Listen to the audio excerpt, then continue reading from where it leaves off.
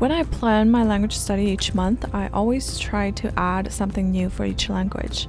Lately, I've been enjoying reading children's stories, so for French this month, I decided to keep going with that. It's also helpful to put a number on each goal. It makes progress easier to measure and track. I like to balance my schedule between educational resources like textbooks and more fun materials like media so that it doesn't feel too much like studying. For each language, I usually set 1 or 2 goals and then I decide which day of the week I'll focus on that language. Sometimes I study 2 languages in one day.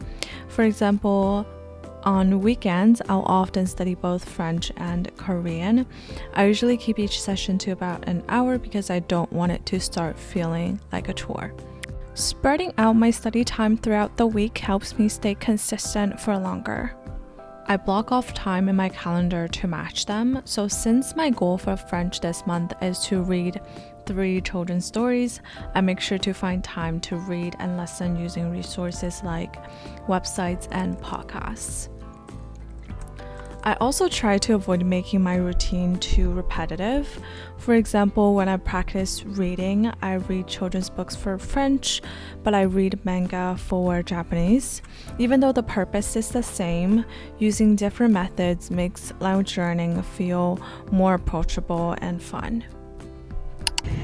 Whenever I learn a language or learn anything in general, I want to make sure that I enjoy the process, so when I'm about to study, I feel excited.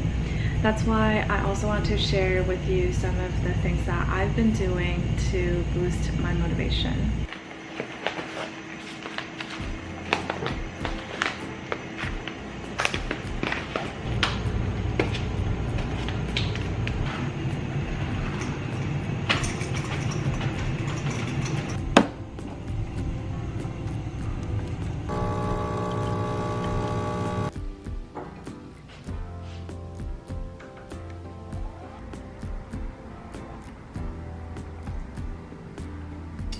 One easy thing you can do is to set your devices to your target language. It helps you get used to seeing the language in daily life. Another fun way to learn is by playing games. It's definitely a more relaxing way to practice. If you're a fan of 17, you might already know this game called Puzzle. There's actually a storyline in the game, so it's great for improving reading comprehension. Honestly, I lose track of time when I'm playing. It doesn't even feel like studying. So find a game you enjoy and just try your best to understand as much as you can while playing.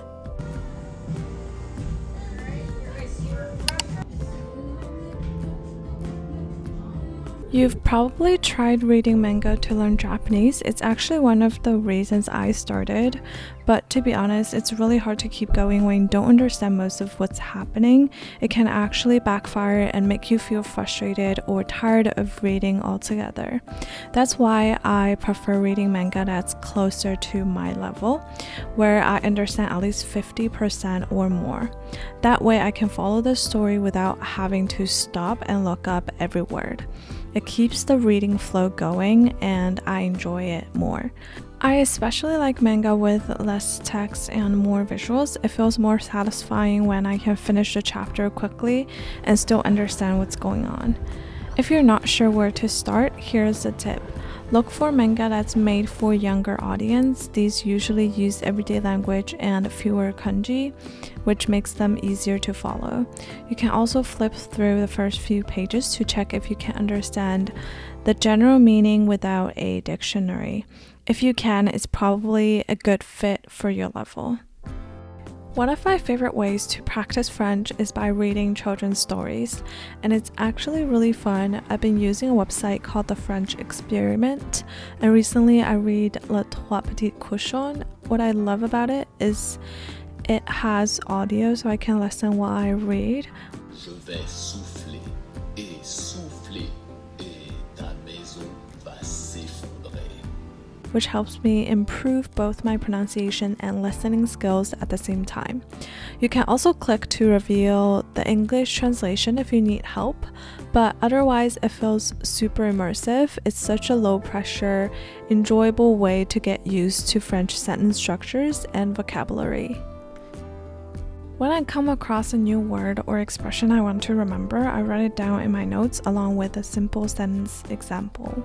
Sometimes I even highlight it if it's a word I see often. Keeping my notes organized like this helps me review later and makes the learning process feel more creative.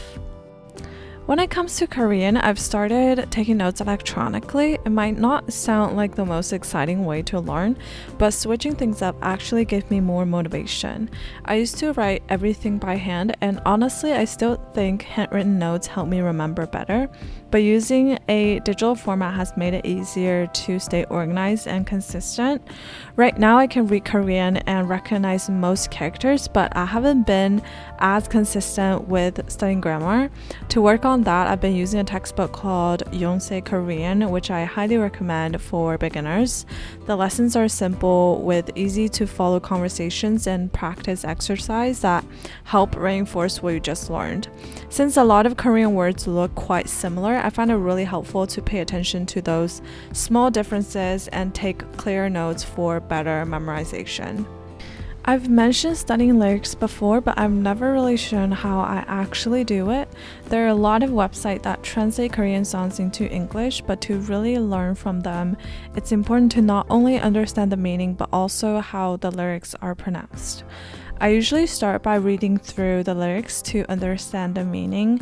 Then I listen to the song and try to sing along. One of the best things about learning with music is that songs are short and the lines are often repeated, which makes them easier to remember.